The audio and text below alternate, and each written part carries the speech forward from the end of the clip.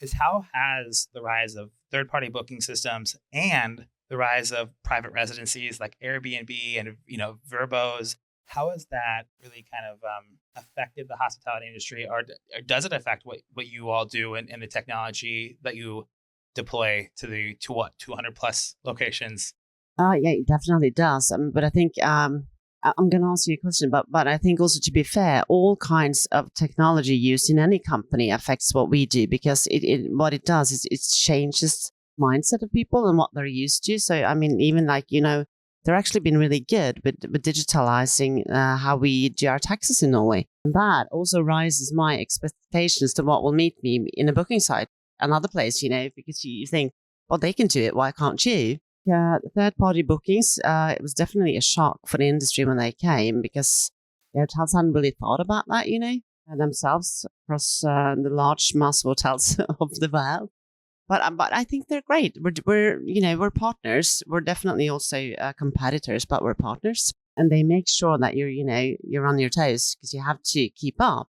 So it's affected the booking experience a lot, how we do digital booking, obviously, and how we use data, pictures, content. It's a lot of that things that we didn't really work with like 20 years ago. That is now one of the core business areas. For Airbnb, I don't think it's affected us that much. I mean, I think they've done, really good job. It's really fun to watch them, and their sort of, booking experience and content is really good as well. To book an apartment or to live in a hotel it's kind of two different things. We also do apartments, so we're not that big. We have a lot more hotels than apartments. So it's a complementary thing, I think. It hasn't affected us in the same way as the third party bookings. And that's interesting. And I like to ask that question because I think, as we continue to develop more technology and everything, and I think and this leads to the next question, I think about innovation. We use that word a lot, but really everything is layering on top of it. And it's one process faster, one thing better. And there's not a lot of true innovation in tech sometimes. I think there's a lot of derivative, 1% better, 1% better, 1% better. And you talk about how you're very passionate about building technology that makes a difference.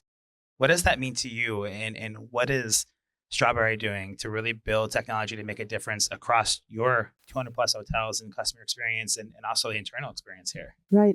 Firstly, we're actually, we win a lot of innovation prizes, and I'm really proud of that. And I think that's really because the company dares to do new stuff. Having said that, I also totally agree with you that, a lot of what we call innovation today is not really innovation. It's just naturally building on processes that are there. And what I totally hate for companies that, that isolate one part of their company and say, you guys do innovation. Because true innovation, I think, comes from not sitting in a room thinking about new cool stuff. It comes from recognizing that there's a need for something, and then you solve that problem, hopefully in a new and creative way. And that would be innovation. And sometimes you innovate like crazy.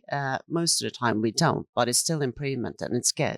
So I think what we do basically is, at this moment, we're doing one of the, I think, largest digitalization programs in hospitality in Europe, at least, because we're doing around 14 different projects in parallel. So we're changing the entire system stack out of the hotels, everything that they're doing, from their booking systems to their conference systems, restaurant systems, spa systems, data warehouse systems, accounting systems, payment solutions. Web is being upgraded. The app is being changed. Everything is being changed at the same time. So it's super, super, super hard because you don't really have a base. You have to figure out how will everything be connected when everything is different. At least the way I like to work is like you got to go in and figure out what is the really important stuff, what will make the most impact, instead of, taking that call from that seller that has a little app over there that is really cool, that people are like, oh, that's new, it's cool, it's bling, it's so fancy. For the most of us, I think it's about figuring out what are the business needs. And when we built our 2030 strategy that we actually did during the pandemic, because we wanted to make sure that we didn't just coming out of the pandemic, but that we actually thought, we're thinking about where will we be in 10 years. I think what we said for the tech thing is that, okay, everything is so uncertain. We don't really know what technology will be available in 10 years or what the company will want to do. So what we need to focus on is just, build flexibility, stability, so that we're open to new stuff, so that when they happen, we can move fast. So that's sort of been the main thing that we've been working on now, to getting all the various systems up to a standard where we can be very fast and innovate on top of that, and use new technology on top of that.